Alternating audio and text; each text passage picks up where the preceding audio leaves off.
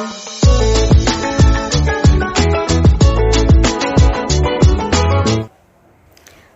Assalamualaikum.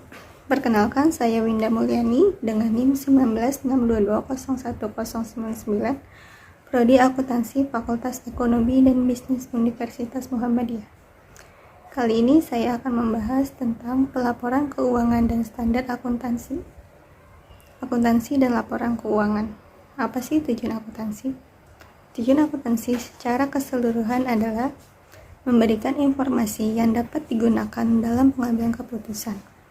Menurut APB Statement Nomor 4 Tahun 1970 yang berjudul Basic Concept and Accounting Principle Underlying Financial Statement of Business Enterprise, akuntansi adalah sebuah aktivitas jasa di mana fungsinya adalah memberikan informasi kuantitatif, terutama informasi mengenai keuangan dari entitas ekonomi yang dimaksudkan akan menjadi berguna dalam pengambilan keputusan ekonomi dalam membuat pilihan di antara berbagai alternatif yang ada.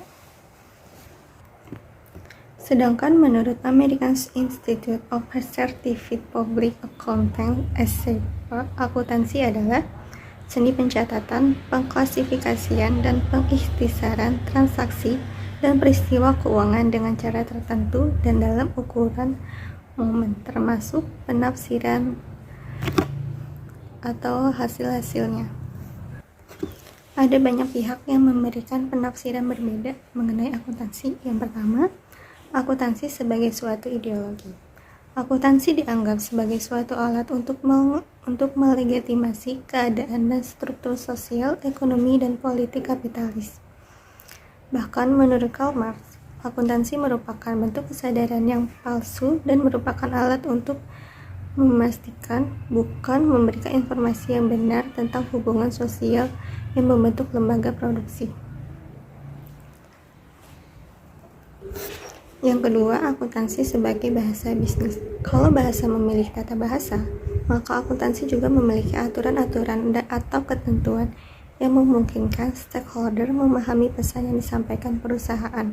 Contohnya adalah ketentuan atau aturan mengenai persamaan dasar akuntansi, saldo normal, proses penyesuaian, mekanisme pembuatan jurnal penutup, pengakuan pendapatan dan beban, pencatatan dan penilaian persediaan, penghapusan piutang tak tertagih, pengakuan bunga berjalan, dan lain-lain. Yang ketiga, akuntansi sebagai catatan historis. Akuntansi dianggap sebagai wahana untuk memberikan gambaran tentang sejarah organisasi dan transaksi yang dilakukannya dengan lingkungannya pada masa yang telah lewat. Yang keempat, akuntansi sebagai realita ekonomi saat ini. Akuntansi dianggap dapat memberikan gambaran mengenai keadaan atau realita ekonomi perusahaan pada saat ini. Konsekuensinya adalah bahwa aktivitas dan kewajiban perusahaan harus dicatat dan dilaporkan dengan menggunakan nilai pasar wajar saat ini, bukan biaya historis. Yang kelima, akuntansi sebagai sebuah sistem informasi. Akuntansi merupakan teknik yang menggambarkan proses hubungan antara sumber data keuangan dengan para penerima informasi melalui saluran komunikasi tertentu yang dinamakan siklus akuntansi. Yang keenam, akuntansi sebagai komoditas. Output akuntansi yang berupa laporan keuangan yaitu berisi informasi mengenai posisi keuangan dan hasil kinerja perusahaan adalah merupakan hasil dari sebuah sistem akuntansi. Output ini sangat dibutuhkan oleh para penggunanya, terutama dalam proses pengambilan keputusan ekonomi, baik keputusan investasi, kredit, maupun keputusan serupa lainnya. Yang ketujuh, akuntansi sebagai pertanggungjawaban. Laporan keuangan sebagai produk akhir dari serangkaian akuntansi merupakan salah satu bentuk pertanggungjawaban manajemen kepada pihak prinsipal, investor, pemilik dana untuk melaporkan hasil atau kinerja yang telah dilakukan sepanjang periode. Dalam hal ini, manajemen bertindak selaku agen atau pihak yang telah diberi wewenang dan kepercayaan penuh oleh prinsipal untuk mengelola aset atau bisnis perusahaan. Yang kedelapan, akuntansi sebagai teknologi. Akuntansi adalah sebuah teknologi perangkat lunak yang ditujukan untuk menjelaskan dan memprediksi perilaku variabel-variabel sosial atau ekonomi tertentu. Wujud yang nyata dari akuntansi sebagai perangkat lunak adalah bahwa akuntansi merupakan disiplin ilmu rekayasa informasi dan pengendalian keuangan. Laporan keuangan berfungsi untuk menentukan pendapat yang digunakan para pemangku kepentingan, misalnya dari pengguna internal. Yang pertama ada direktur dan manajer keuangan, kedua direktur operasional dan manajer pemasaran, ketiga manajer dan supervisor produksi. Kemudian dari pihak luar terdiri dari investor, kreditor, pemerintah, badan pengawas pasar modal, dan ekonomi, praktisi, dan analis menggunakan informasi akuntansi untuk memprediksi situasi perekonomian.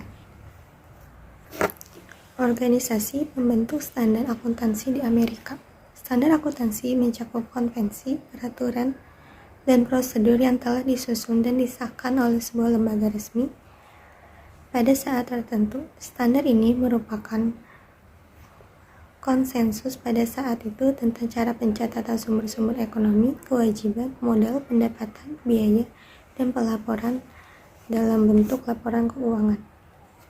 Standar akuntansi ini akan terus-menerus berubah dan berkembang seiring dengan perkembangan zaman, dunia usaha, dan kemajuan teknologi.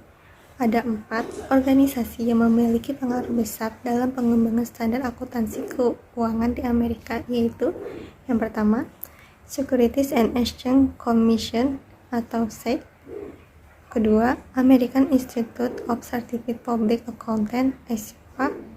3. Financial Accounting Standards Board (FASB). Dan yang keempat, Governmental Accounting Standards Board (GASB). Prinsip-prinsip akuntansi yang berlaku umum. Profesi akuntansi telah mengembangkan seperangkat standar yang berlaku umum dan diterima universal. Di Amerika, standar ini dinamakan sebagai prinsip-prinsip akuntansi yang berlaku umum atau General Accepted Accounting Principle. Standar ini diperlukan sebagai patokan pedoman dalam penyusunan laporan keuangan yang baku. GAAP bersumber dari beberapa ketetapan yang dikeluarkan oleh berbagai organisasi pembentuk standar akuntansi di Amerika. Ketetapan yang dikeluarkan oleh masing-masing organisasi tersebut memiliki tingkat kewenangan atau otoritas yang berbeda, mulai dari ketepatan yang memiliki otoritas yang tertinggi sampai dengan ketetapan yang memiliki otoritas terendah. Hierarki GAAP yang diterbitkan oleh FASB menentukan sumber prinsip akuntansi dan kerangka kerja pemilihan prinsip yang akan digunakan dalam penyusunan laporan keuangan. Hierarki ini mengkelompokkan sumber utama GAAP ke dalam beberapa kategori sebagai berikut. Pertama, standar dan interpretasi FASB, opini APB, dan buletin riset akuntansi AICPA. Yang kedua, buletin teknis FASB, pedoman audit dan akuntansi industri AICPA, dan statement of position AICPA. Yang ketiga ada konsensus EITF FASB dan buletin praktik AICPA. Yang keempat, interpretasi akuntansi AICPA, pedoman implementasi FASB. Standar akuntansi internasional. Sejalan dengan era globalisasi yang berkembang, dunia usaha serta semakin terintegrasinya pergerakan dan pasar keuangan di dunia, maka dirasakan sangat perlu adanya suatu standar global.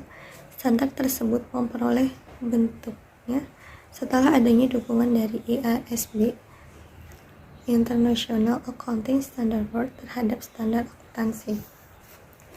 Saat ini ada 2 standar akuntansi keuangan yang diterima untuk digunakan secara internasional, yaitu GAAP Amerika dan Standar Pelaporan Keuangan International Reporting Standard (IFRS). IFRS ini diterbitkan oleh IASB yang berdiri tahun 1973. Perusahaan Amerika yang terdaftar di bursa saham negara lain masih diperbolehkan menggunakan GAAP Amerika. FASB dan IASB bekerja bersama-sama untuk mengembangkan sebuah standar akuntansi keuangan yang sama. Mereka telah mengidentifikasi ada beberapa standar akuntansi yang dapat dipadukan secara bersama-sama tanpa mengalami banyak kesulitan. Di antaranya meliputi akuntansi untuk harga perolehan beberapa jenis persediaan, akuntansi untuk pertukaran aktiva non-moneter, pelaporan perubahan akuntansi, dan perhitungan laba bersaham. Standar akuntansi di beberapa negara. Standar akuntansi yang disusun dan ditetapkan oleh badan profesi yang berwenang tidak akan berguna tanpa penerimaan secara luas dan juga tanpa adanya persediaan dari para penggunanya mengaplikasikannya dalam pelaporan keuangan. Proses penetapan suatu standar akuntansi berbeda dalam beberapa negara. Untuk Amerika Serikat dan Inggris, di mana kedua negara ini memiliki kesamaan dalam tradisi hukum, paham kapitalisme, berpendidikan tinggi, angkatan kerja profesional, perusahaan-perusahaan besar yang mendapatkan pendanaan dari pasar saham, dan adanya kepercayaan atas tanggung jawab manajemen untuk melaporkan transparansi dan akuntabilitas mereka kepada pemilik. Pada negara ini, profesi akuntan independen mempunyai pengendalian yang luas atas standar akuntansi yang berlaku, prinsip full disclosure dan transparansi sebagai kebutuhan sentral dan pelaporan keuangan. Hasilnya para investor dan kreditor dapat mengerti secara utuh mengenai sifat dari pelaporan operasional dan keuangan perusahaan. Konsep dan praktik akuntansi di Inggris telah mempengaruhi akuntansi secara global, terutama terhadap negara-negara bekas jajahan Inggris, misalnya akuntansi di Australia, Kanada, serta negara persemakmuran lainnya seperti Kenya, India, Hong Kong, Selandia Baru, Singapura, dan Afrika Selatan. Memang tidak mutlak persis sama, tetapi cukup banyak pengaruhnya terhadap sistem akuntansi di negara yang bersangkutan. Ada 5 prinsip akuntansi dasar yang tercantum langsung dalam perundang-undangan, yaitu matching concept, economic entity concept, conservation, konsistensi, dan going concern. Adapun di Amerika Serikat, pembuatan kebijakan akuntansi berlaku sistem assert power. Setengah kekuasaan berada di tangan sektor publik, misalnya Securities Exchange Commission and Internal Revenue Service, dan setengah kekuasaan lagi berada di tangan sektor swasta yang diwakili oleh FASB sebagai penyusun standar independen. Organisasi profesional seperti AICPA, Institute of Management Accountants, dan American Accounting Association, serta pasar modal, asosiasi bankir, dan grup-grup bisnis.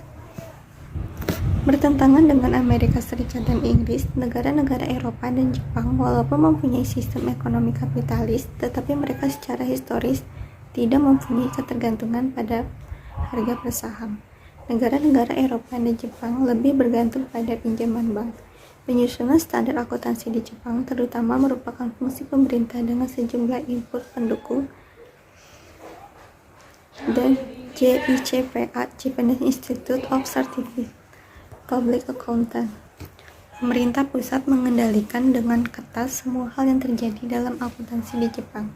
Pengaruh yang paling kuat datang dari undang-undang komersial yang diatur oleh Menteri Kehakiman, di mana perlindungan terhadap kreditor merupakan prinsip yang paling fundamental. Jalur utama penyusunan standar akuntansi di Jepang dikelola oleh Menteri Keuangan melalui sebuah badan penasihat yang bernama Business Accounting Deliberation Council. Jadi dapat disimpulkan bahwa kontrol birokrasi atas persoalan akuntansi di Jepang dilakukan oleh Menteri Kehakiman, Menteri Keuangan, dan Biro Perpajakan. Di Jepang, akuntansi keuangan memiliki peranan yang tidak begitu besar dalam masyarakat. Hal ini dapat dilihat dari sedikitnya para spesialis akuntansi dan keuangan yang dapat mencapai posisi ketinggian tingkat direktur. Di samping itu juga bahwa perusahaan besar yang terdapat Di Jepang jarang sekali memiliki atau menggunakan jasa CPA (Certified Public Accountant) dalam susunan keanggotaan staf mereka. Adapun implementasi standar akuntansi di negara Eropa, contohnya negara Jerman, berada di bawah hukum pajak. Persoalan pajak sangat mendominasi segala hal, di mana tidak ada pembuatan keputusan yang terpisah dari hukum pajak berkenaan dengan pemilihan prinsip akuntansi apapun juga.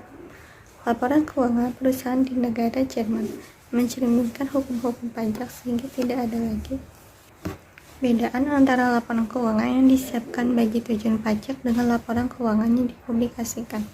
Persyaratan hukum yang mempengaruhi akuntansi dan pelaporan keuangan di Jerman memiliki supremasi mutlak. Nah, sudah. Sampai sini dulu pembahasan saya kali ini. Terima kasih. Sampai jumpa.